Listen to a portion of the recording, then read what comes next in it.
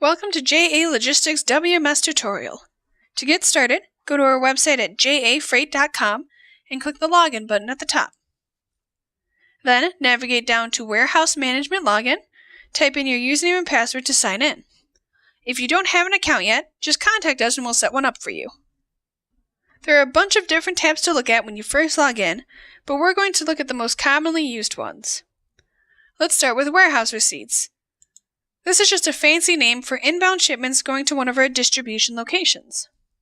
You'll have three reporting options here: Detailed, Item Detail, and Summary. Summary gives a general overview of inbound shipments we've received, and you can either let all shipments load or look at ones for a certain time frame.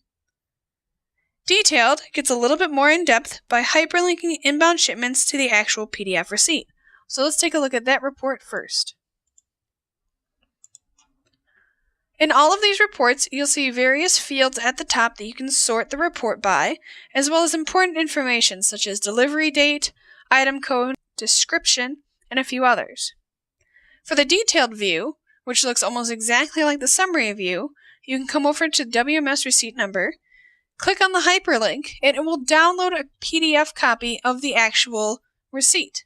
So if you click on the PDF, it will open the warehouse receipt notice in a new tab. So let's exit out of that for right now. Another important thing with all of these reports is that all of these different fields at the top can be customized to what you would like to see.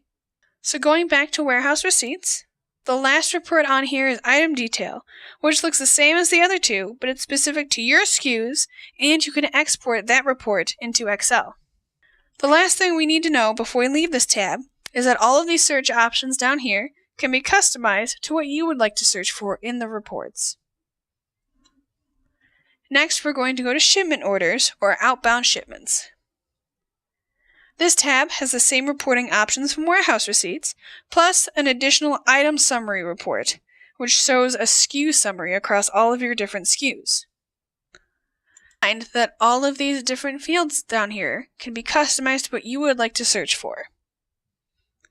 A important thing to remember with shipment orders is that while it may look similar to warehouse receipts, the key difference is that the reports show statuses for orders leaving our distribution centers. So let's take a look at that.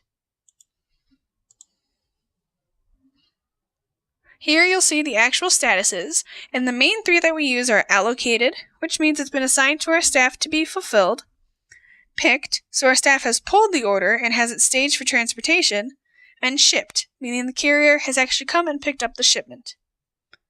If we go back to the Shipment Orders tab, one of the really cool features here is that if you come over here to this Enter Shipment Order link, you click on it and you fill out the information here, you can actually enter all of the shipment order details, and once you submit it, the order will be sent directly to our staff to be fulfilled.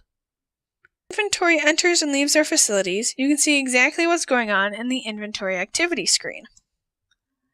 The main use for this screen is that it shows you all activity for your entire inventory across all of our buildings.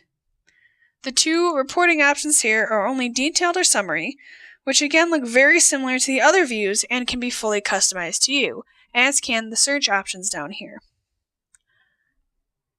The final screen we're going to look at is Inventory Balances. This includes many searchable options already, but again can be customized. And the main difference between this view and the other views is that the reporting options up here actually have a brand new quality control measurement to look at. So let's take a look at that. So when you first load the report, you'll see that now there is quantity on hand and quantity available. On hand means the total amount of SKUs or items that we have in our buildings, and this number will almost always be larger than quantity available. Available means the amount that we have that is not assigned to any orders. This is really important for quality control because our system won't allow us to overcommit products that aren't available in any of our buildings. Features of our WMS system, and if you'd like a free hands-on tutorial or have any other questions, just let us know. Thanks for watching.